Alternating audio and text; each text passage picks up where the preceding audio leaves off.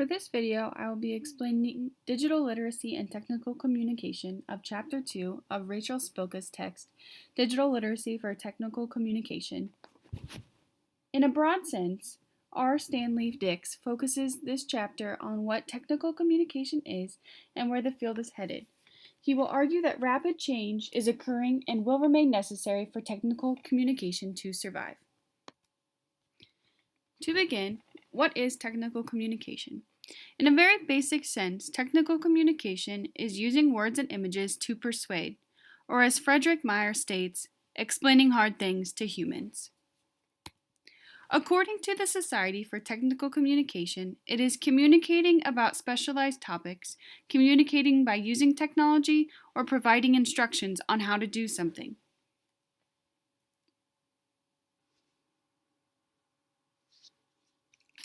This quote, taken from the Society of Technical Communications websites, states, "What all technical communicators have in common is a user-centered approach to providing the right information in the right way at the right time to make someone's life easier and more productive." The history of technical communication has changed significantly in the last 25 years. With the growth of the digital age and a boom in available technology, the job of technical communicator has also had to change.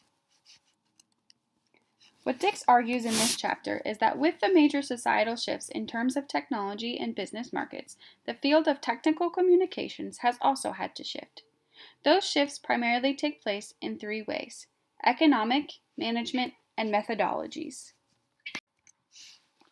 In terms of economics, it is no surprise that the world has shifted from an industrial age to the information age. With that shift, business markets have seen a shift from blue-collar skills to knowledge-based skills. One major shift in terms of technical communication is the change to symbolic analytic work. No longer can technical communication workers get by with simply completing commodity work like editing or wordsmithing. Technical communicators are expected to engage in higher-level thinking, such as symbolic analytic work.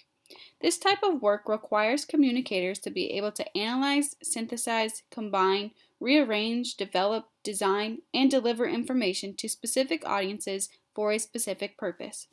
Communicators must be able to reach a wide variety of users looking to use a product or information for a wide variety of reasons. To be successful in this type of work environment, communicators must have strong leadership skills, work within the overall missions of a company, and focus on how to design and deliver better experiences for users. In this example, you will see three types of technical communication used in the field of criminal justice. As you can see, technical communicators will often be asked to create and develop a wide variety of information. In this example, we see pamphlets, investigation reports, and instruction manuals for how to apply and complete various court-related documents. Completing all of these tasks will require a communicator that can analyze, synthesize, combine, and design a variety of tools for a variety of audiences. Essentially, technical communicators are being asked to engage in symbolic analytic work to create a variety of resources, all serving a different audience and purpose, but based on similar. The job requirements for most technical communicators in the modern era consist working online, working with a team, producing products that are primarily idea-based, and finding efficient methods for creating and manipulating various information. Here are a few examples of jobs in the technical communication field. You could see things like information architects, technical illustrators, visual designers, trainers and e-learning developers, and so much more. As you can see, the field of technical communications is growing into a very diverse field, requiring a very diverse amount of skills. The second major shift in terms of economics is society's shift toward a support economy. In a support economy, the customer is at the center of every decision. The ability to customize and individualize is valued the most, and success is often measured through customer satisfaction. This change in economy and highly variable need will require a constant shift in job skill requirements. It is likely that technical communicators will work primarily in a contracting approach and support teams with their expertise for as long as the project demands, and then move on to another project. This shift in terms of de-skilling and reskilling workers will require technical communicators to develop an information database where large amounts of information can be stored and easily manipulated as needed. The second major adjustment for the field of technical communication will come in terms of management principles. To start, there is the value-added principle. What this principle requires of technical communicators is that they learn to advocate for their own work and the value that work as a whole. There are a number of ways that communicators can explain or justify their value to a company, including but not limited to reducing costs, avoiding costs, and highlighting their contributions. Next is the idea of outsourcing. While most people tend to think of outsourcing in a negative context and an often politically charged context, the definition of outsourcing is actually the hiring of someone other than one's permanent employees. For example, contracting is actually a form of outsourcing. Interestingly enough, 24% of members of the Society for Technical Communication are identified as consultants or contractors, meaning 24% of employees are paid via outsourcing. Some of the benefits of outsourcing include a flexible work schedule, the constant changing of team members, and the ability to work for multiple projects at one time. For those technical communicators who don't like the idea of being outsourced or working on a contract basis, Dicks reminds us that it's difficult to outsource true symbolic analytic work and encourages technical communicators to begin to think of themselves as multifunctional employees.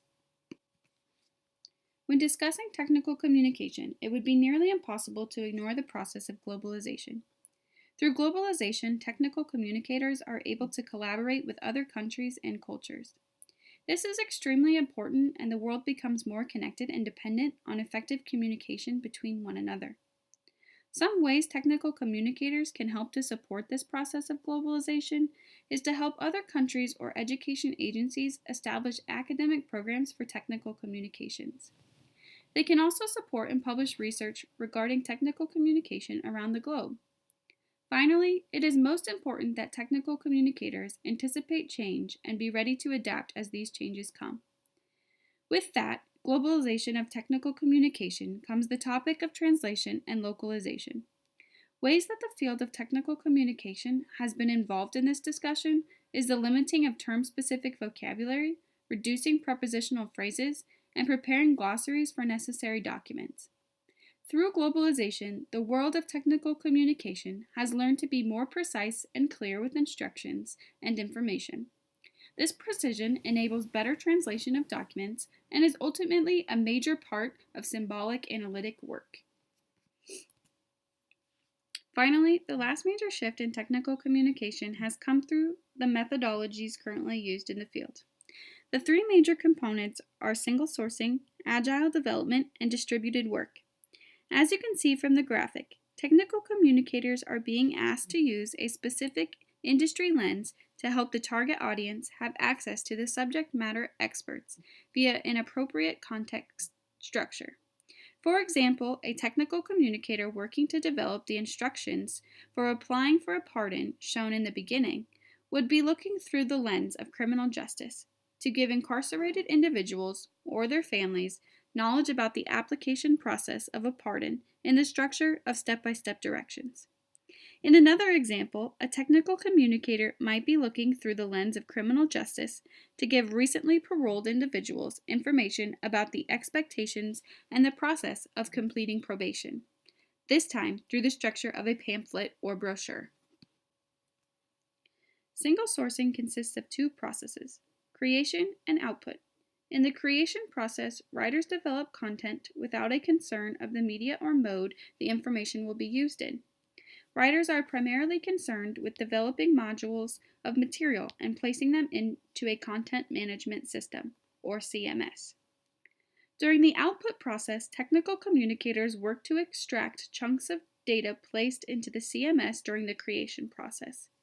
It is in the output process that layout and mode are taken into consideration. The benefits of single sourcing happen with the time-saving feature of being able to reuse and repurpose information for a variety of purposes in a variety of formats. In single sourcing, technical communicators become information architects who go looking for information already available in the CMS. It is their job to then place it into a form that is most appealing to that specific audience. Single sourcing is exceptionally important in the support economy system as it allows for quick personalization without much added cost for time spent creating said artifact. In the next section, I will discuss various approaches to business that impact technical communicators in the way they complete their job. The first approach is user-centered, in which users participate in the development of a product or service. This business approach is highly desired in a support economy where customization is a key factor. One benefit of this approach for technical communicators is the quick time feedback and the ability to make quick adjustments. The interactive design approach develops criteria to test a product, develops a prototype, tests it against the criteria, revises, and tests again. Technical communicators in this role are asked to continue making adjustments until the product is complete and aligns with the criteria. While this process may be more time-consuming than others, it does allow for more flexibility and innovative ideas. In the Agile development method, customers write stories of what tasks they need performed and features desired to perform those tasks. This practice can be challenging because features may evolve very quickly. However, it can be beneficial to technical communicators to be able to understand the inner workings more clearly. Finally, in the extreme programming method, everyone works as a team, meaning all design and research is transparent. The challenge in this approach is that technical communicators should actively participate in all team activities, which may be challenging for some communicators who are used to independent and online work. The benefit of this method is the improved communication, customer involvement, and access to subject matter experts. The final methodology presented in this chapter is the concept of distributed work. This is the process of completing work without being co-located. This type of work requires employees to learn tools that can be used for distance collaboration. Some of the benefits include flexible locations and workplace hours. Experts in the field predict that much of the technical communication work of the future will be using distributed work arrangements. Some overall takeaways for this chapter are the fact that technical communication is changing with the economy and the way businesses are structured. This will require collaborative work and learning/adjusting to an ever-changing environment. Technical communicators will be forced to redefine how they see themselves and how others see them. What Dicks is arguing in this chapter is that the field of technical communication is changing, and if technical communicators want to keep up with those changes, they're going to have to adapt and change to fit the current practices of businesses globally. Thank you for listening to this video. I hope it helped explain some of the concepts presented in Chapter 2 more clearly.